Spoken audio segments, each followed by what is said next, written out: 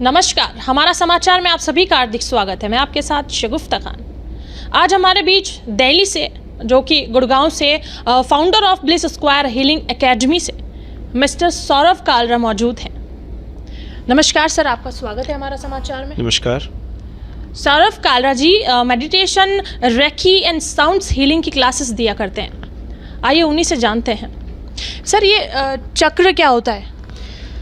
हमारी बॉडी में 7 energy centres होते हैं, जिसको इंग्लिश में कहें तो चक्रास कहते हैं, हिंदी में हम कहें या संस्कृत में कहें तो ये बॉडी के 7 चक्र होते हैं जो हमारी बॉडी के डिफरेंट ऑर्गन्स को एनर्जी सप्लाई करते हैं, ब्लड सप्लाई करते हैं। और अगर उसको हम पर्सनैलिटी पॉइंट ऑफ व्यू से देखें तो हमारे ऑरा में, हमारी ज़िंदगी में वो क्वालिटीज़ को डेवलप करने में एनर्जी सप्लाई करते हैं, हमारे व्यक्तित्व को निखारने में, हमारे अंदर क्वालिटीज़ को डेवलप करने में हमारी मदद करते हैं। चक्र को आप लोगों को किस तरीके से एक्सप्लेन करके बताते हैं? जो हमारे चक्रास होते हैं वो जैसे हमारा विशुद्ध चक्र है या किसी का जो मणिपुर चक्र है, तो वो मणिपुर चक्र का काम होता है आपके अंदर कॉन्फिडेंस सप्लाई करना, आपकी पर्सनैलिटी में एक वाइटैलिटी को लेकर आना, एक एक्शन टेकिंग पावर को इम्प्रूव करना। अब यही चक्र अगर ओवर एक्टिव हो जाता है तो लोग बिना सोचे समझे काम करने लग जाते हैं, और यही चक्र जब अंडर एक्टिव हो जाता है तो लोग आलस से भर जाते हैं, काम करना नहीं चाहते, अंडर कॉन्फिडेंट हो जाते हैं। तो हर चक्र का अपना एक रोल होता है, एक रिस्पॉन्सिबिलिटी होती है कि आपके व्यक्तित्व में, आपकी पर्सनैलिटी में वो क्वालिटीज़ को डेवलप करना, उस नेचर को डेवलप करना, ताकि आप अपने जीवन में उनको यूज़ करके कुछ बन सकें, कुछ सवर सकें। सर, अपनी स्पिरिचुअल जो जर्नी है उसके बारे में बताइए। ओके, तो मैंने 2009 में रेकी सीखना शुरू किया था, और उसके बाद से मेरा इंटरेस्ट इस फील्ड में बहुत ज़्यादा हुआ। तो मैंने रेकी सीखी, साउंड हीलिंग सीखी, क्रिस्टल्स के बारे में सीखा, और भी हीलिंग की बहुत सारी मॉडलिटीज़ के बारे में सीखा। तो वहाँ से धीरे धीरे कब कैसे एक के बाद एक चीज़ें होती गई जीवन में, और कैसे इस रास्ते पर मैं आ गया मुझे खुद भी पता नहीं चला। तो it has been like given to me कि कैसे इस रास्ते को मैंने चुन लिया, मुझे पता भी नहीं चला। मैंने अपने लिए शुरू किया था, लेकिन आज मैं कई लोगों की और मदद कर पाता हूँ। ये ब्लिस स्क्वायर हीलिंग जो है, जो एकेडमी है इसका जो शुरुआत कैसे हुई? इसकी शुरुआत हमने लोगों की मदद, अपने दोस्तों की मदद करता ही था। अपने जान पहचान वाले जो लोग होते थे उनको कभी रेकी सिखाता था, या उन लोगों को मेडिटेशन सिखाता था, किसी को कोई क्रिस्टल रिकमेंड करता था। तो ऐसे करते करते कैसे एक वर्ड ऑफ माउथ से ही अपने आप इसकी इतनी पॉपुलैरिटी बढ़ गई कि फिर हमने इसको एक एकेडमी का नाम दिया, और हमने इस चीज़ों लोगों को ऑफिशियली इसको फिर हमने एक प्रोफेशनल तरीके से इसको सिखाना शुरू किया। आपका एस्ट्रोलॉजी को लेकर क्या विचार है सर? एस्ट्रोलॉजी एक बहुत ही उत्तम एक विद्या है, बहुत अच्छी विद्या है, लेकिन उसकी एक लिमिटेशन ये है कि एस्ट्रोलॉजी आपको आपके बर्थ चार्ट पर जो आप जिस नक्षत्रों में पैदा होते हो, एक रिफ्लेक्शन होता है कि आपके पास्ट के कर्म कैसे रहे हैं, किस तरह के आप कर्मों को सेटल करने के लिए यहाँ पर आए हो। लेकिन over a period of time जब आप धरती पर होते हो तो आप अपने नए कर्म बनाते हो। फॉर एग्ज़ाम्पल, आपको अपने पिछले कर्मों के अनुसार जेंडर मिलेगा, आपको परिवार मिलेगा, आपको लुक्स मिलेंगे, कैसा कॉम्प्लेक्शन मिलेगा, ये सारी चीज़ें आपके पिछले कर्मों पर निर्भर करती हैं। लेकिन इस जन्म में आने के बाद अपने लेट से किसी के गुड लुक्स हैं, तो उन गुड लुक्स को यूज़ करके वो कैसा इंसान बन रहा है, वो उसके इस जन्म के कर्म हैं। तो आप सिर्फ पिछले जन्म के कर्मों को देखकर उसके आज की प्रेडिक्शन करना पूरी तरह से संभव नहीं है। आपके आज के कर्म बहुत बड़ा रोल प्ले करते हैं, या आप पिछले वर्षों में जो आप इतने कर्म कर चुके हो वो बहुत बड़ा रोल प्ले करते हैं कि आपकी आने वाली लाइफ कैसे होगी। तो सिर्फ एक एस्ट्रोलॉजी के पॉइंट ऑफ व्यू से आप देखो और प्रेडिक्शंस करो कि लाइफ में आगे क्या होगा, सब कुछ बताया जा सकता है, तो वो सिर्फ आप इतना बता सकते हो कि परिस्थितियाँ कैसी आएंगी, आपको फेवरेबल एनर्जी मिलेगी या आपको फेवरेबल एनर्जी कम मिलेगी। तो ये चीज़ें आप अपने एस्ट्रोलॉजी से चेक कर सकते हो, लेकिन एस्ट्रोलॉजी पर निर्भर होकर अपने जीवन को नहीं चला सकते। तो क्या ये हमेशा सही होती है, और हम चाहें तो क्या इसको बदल सकते हैं? ये आपने बहुत अच्छा क्वेश्चन पूछा कि क्या हम इसको बदल सकते हैं। तो डेफिनेटली देखिए, जितने भी ग्रह हैं उन सब की एक एनर्जी हम तक आती है, और वो हमें प्रभावित करती है, हमारे आभामंडल को प्रभावित करती है, हमारे मूड को प्रभावित करती है। जैसे देखें तो अमावस्या या पूर्णमासी के दिन, जो नो मून या फुल मून जिसको कहते हैं, उन दिनों में हमारे ऊपर हमारे इमोशंस के ऊपर बहुत फ़र्क पड़ता है। ठीक है, अब लोग कहते हैं अमावस्या पे गुस्सा बहुत आता है। ठीक है, तो अगर आपके अंदर जैसी एनर्जी होगी, मून जस्ट उसको बढ़ाता है, वाटर एलिमेंट को प्रभावित करता है आपकी बॉडी में। तो आप डेफिनेटली उसको चेंज कर सकते हो। अगर आप मेडिटेशन करते हो या आप पॉजिटिव एनर्जी से सराउंडेड हो तो आपके ऊपर उस एनर्जी का इफेक्ट नेगेटिवली कम होगा। आपके अंदर अगर पॉजिटिव एनर्जी ज़्यादा होगी तो आपकी पॉजिटिविटी बढ़कर आएगी। तो आप ये सोचो कि अमावस्या गुस्सा बढ़ाती है, तो ऐसा नहीं है। अगर आपके अंदर पॉजिटिविटी होगी, आपके कर्मों में पॉजिटिविटी होगी, तो आपको वो उतना प्रभावित नहीं करेगी। तो कुछ लोगों को अमावस्या बहुत प्रभावित करेगी, कुछ लोगों को कम प्रभावित करेगी। इसी तरह 7.5 के बारे में भी लोग कहते हैं कि इसमें तो ये तो बहुत बुरा समय होता है, लेकिन ऐसा नहीं है। आपके समय आप इसको बिल्कुल बदल सकते हो अपने कर्मों से, अपने आसपास की एनर्जी से, बहुत सारी चीज़ों से इसको बदला जा सकता है। सर, आजकल देखा जा रहा है कि नशा बहुत ज़्यादा ही बढ़ चुका है। अगर किसी इंसान को स्मोक या ड्रिंकिंग छोड़नी हो तो उसके लिए आपका क्या विचार है और वो किस तरीके से इस नशे को छोड़ सकता है? देखिए, स्मोकिंग हो या फिर अल्कोहल हो या और भी किसी तरह की कोई 2 तरह के एडिक्शंस होते हैं। एक होता है सब्सटेंस एडिक्शन, जैसे आपने अभी बोला अल्कोहल और स्मोकिंग वगैरह। एक होता है बिहेवियरल एडिक्शन, जो कि लोगों को लत पड़ जाती है कुछ एक ही एक्शंस को बार बार लेते रहने की, जैसे किसी को अलग अलग तरह की हो सकती हैं। तो आपको सिर्फ इतना ध्यान रखना है, अगर आप सच में इन आदतों से मुक्त होना चाहते हो तो सिर्फ इतना ध्यान रखना है कि आज मैं इस काम को नहीं करूँगा।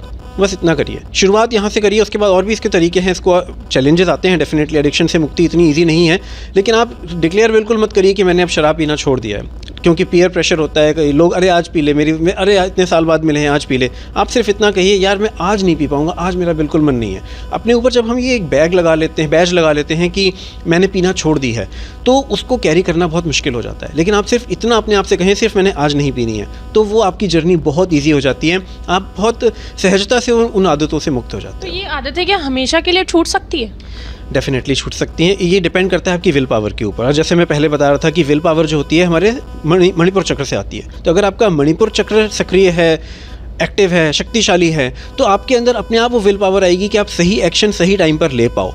कभी कभी ऐसा होता है कि हम कुछ अच्छा काम करने जा रहे होते हैं लेकिन वो काम बिगड़ जाते हैं, तो क्या ये हमारे खुद की कुछ प्रॉब्लम होती है या एनर्जी डिस्टर्बेंस की वजह से होता है? ये किस वजह से होता है कि हमारे बनते हुए काम बिगड़ जाते हैं? बिल्कुल, देखिए इसके ना बहुत सारे रीज़न हो सकते हैं। हो सकता है किसी के ग्रहों की दशा ख़राब चल रही हो सकता है किसी ग्रह की वास्तु ख़राब हो सकता है किसी के खुद के ऑरा में बहुत नेगेटिव एनर्जी हो, किसी का माइंडसेट बहुत नेगेटिव हो। तो ऐसे बहुत सारे रीज़न्स होते हैं जिसकी वजह से हमारे बनते हुए काम बिगड़ते हैं। तो कई बार ईविल आई होती है, कई बार बहुत तरह की नेगेटिव एनर्जीज हो सकती हैं जिसकी वजह से बनते हुए काम बिगड़ जाते हैं। तो इनको रिमूव कैसे करते हैं, कैसे अपनी life, ultimately what matters is कि आप अपनी लाइफ में जो करना चाहते हो वो कर पा रहे हो कि नहीं। तो when you create that favourable energy around you, it becomes easier कि आप अपने जीवन में उन चीज़ों को अचीव कर सको, जो आप काम करना चाहते हो उनको कर सको। तो favourable energy is the key role कि आप अगर वो फेवरेबल एनर्जी अपने पास क्रिएट कर पा रहे हो और अनफेवरेबल एनर्जी को रिमूव कर पा रहे हो अपने जीवन से, तो आपकी ये जो प्रॉब्लम है अपने आप खुद ब खुद सॉल्व हो जाएगी। आजकल लोगों की कुछ भी कार्य करने से पहले गोल सेटिंग होती है, वो गोल बना के रखते हैं। तो आप इस सेटिंग के बारे में, गोल के बारे में क्या कहना चाहेंगे? देखिए, गोल सेटिंग जो है वो अपने जीवन में हम क्या लक्ष्य बनाते हैं, डेफिनेटली बहुत बड़ा रोल प्ले करता है। कि आप जो लक्ष्य बनाओगे, जितना अच्छा, जितना दूर का सोचोगे, जितना बड़ा लक्ष्य बनाओगे, उतने बड़े आप वहाँ तक पहुँचोगे, ठीक है। लेकिन लक्ष्य बनाने के साथ साथ बहुत इंपॉर्टेंट होता है कि हम अपने कर्मों पर ध्यान दें। उस गोल को अचीव करने के लिए जो प्लान बनाने की ज़रूरत है, उस प्लान को एग्जीक्यूट करने की ज़रूरत है, उस पर ध्यान दें।